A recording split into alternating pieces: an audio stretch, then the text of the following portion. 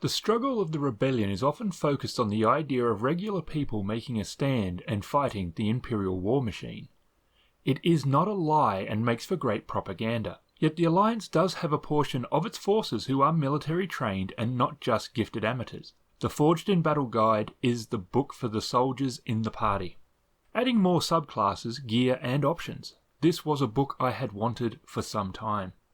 This 96-page hardcover is exactly what you would expect if you had bought any of the other Star Wars line. Across all three lines they follow a very similar format for the class books. Opening it up, the inner spread is a great art piece showing the Death Star over a planet. All these inner art pieces are great and it's a real strength of the game. The contents page has a nice art piece of crash ships and sort of sets the theme for the soldier guide. That is one of desolation. The soldiers operate in a deadly environment and destruction is left in their wake. These sorts of art images convey the idea of what is left behind. We have an introduction which sets the idea of the book. Chapter 1 is where you will find the new class options. Chapter 2 is all the new gear, and Chapter 3 is a semi-GM section, but not completely. Soldiers in the Age of Rebellion is a short overview of what the book covers, but is also a brief discussion about soldiers as a class and the role they play in the setting. The Soldiers of the Rebellion is a small but important section. It outlines why someone would join the Alliance as a soldier, as well as the understanding of how vast and dangerous the Empire is. Survival for rebel soldiers is not a certainty. Joining the Alliance is only 2 paragraphs, but it makes a very important point. Joining the Alliance isn't easy. With the ISB and Imperial operatives around, rebels do not hold recruiting meetings. Finding someone from a cell is difficult, as is gaining their trust to take you in. The roles talks about the different things the Alliance might need. The training section isn't bad, and if a GM is thinking of running a campaign of new recruits, there are some ideas there that might give them a good starting off point. Something that role players tend to not do a very good job of is chain of command. Whether this is a Kingdom's Throne Room, Samurai in L5R, or military ranks in games like Star Trek or Star Wars. It is an important element of Age of Rebellion. While rank is more flexible in Star Wars than some other games, if it's something the players want to turn into a fast, then maybe Age of Rebellion is not the best choice. The following pages cover some of the various areas the players might be involved with, from small local cells to spec forces and fleet operations. Chapter 1 is where the book starts to come alive. It begins to strengthen the ideas it put forth in the introduction. The rebels are outgunned, outnumbered, and nearly always in a situation where the odds are not favourable. However, the Alliance is well aware of that and does its best to mitigate those problems wherever and however possible. This part of the book is most useful to the players, but GMs can find some use in it as well. There is an outline of the new items that can be found in the book. After that is the backgrounds for the original soldier subclasses as well as the new ones from this book. Overall, I have always liked the background sections in these books. What makes these so good isn't just that they deal with giving players and GMs background ideas, it's that they break down each core idea for each of the subclasses.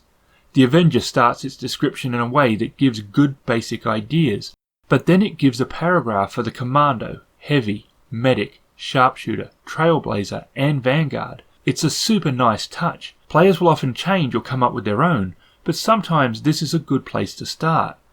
On this page it is also cool to see art from the animated show Rebels. There are backgrounds for idealistic recruits, Imperial defectors and veterans of the Clone Wars. Next up is Soldier Duties. This table replaces the base one.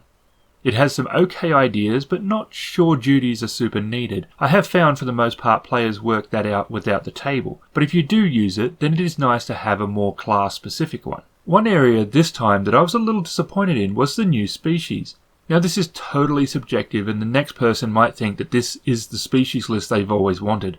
The thing here is, and this does make sense, they went with species which are known for producing soldiers. When it is looked at from that perspective, then the races included are fine. There are several pages devoted to the new races, and that covers the stats and abilities before going into physiology, society, homeworld, language, and any other relevant information. I can't really complain about the amount of information they provide. In many games, races are more often about their stats than the lore. It is cool that both are provided here. Possibly the main reason players get this book is for the new specializations, of which there are 3. The Heavy, the Trailblazer, and the Vanguard. The Heavy is designed to use the Alliance's heavy infantry weapons, miniguns, missiles and the like. I am not always a fan of the talent trees, as in a game filled with so much narrative the trees can feel a bit like feats. The Heavy's trees covers reducing unwieldy nature of large infantry weapons, and there are ways to increase damage. Of the new subclasses, I like the Trailblazer, a class designed to move through the wilderness, tracking, stealth and hiding. There is some versatility with the class. They can be made as a tracker or a sniper. I like scouts in general, and there is a lot of RP potential with this class. The Vanguard is the class I like the least.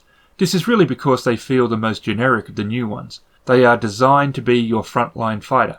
Depending on the style of the game, a Vanguard would not be a bad thing to have, but they feel like your no-name brand fighter. The new talents are collected outside of the trees and laid out in an easy-to-follow manner. Some of them will have a lot more text than will fit on the character sheet, so having a fast and easy way to access the information is a very good idea. Every soldier has a reason for joining the Alliance.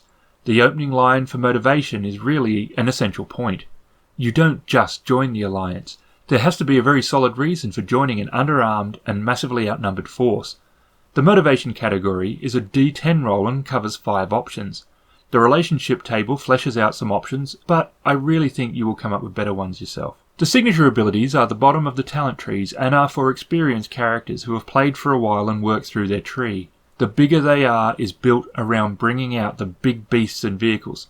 The base ability is pretty powerful, and in the tree they can raise the silhouette by 2. Unmatched Courage, on the other hand, is great for characters who love to go on rampages and then die when it's over. Weapons of War begins with a beautiful art piece from the Battle of Hoth. It is your usual fare with 10 new weapons. As this is the soldier guide, that makes sense. The Blastech A280 heavy blaster rifle is a nice addition to the game. At 9 base damage, it's a bit of a beast. There are also 4 weapons for the heavy, the T7 Ion Disruptor, and I think the more popular Merson Z6 rotary blaster cannon. It's a minigun. A quad blaster cannon, if it's the one I am thinking of, is ridiculous, and lastly the anti-infantry turret, which makes me think of the turrets used in Battlefront. We get a handful of slug throwers and 3 things that explode, which should keep soldier players happy.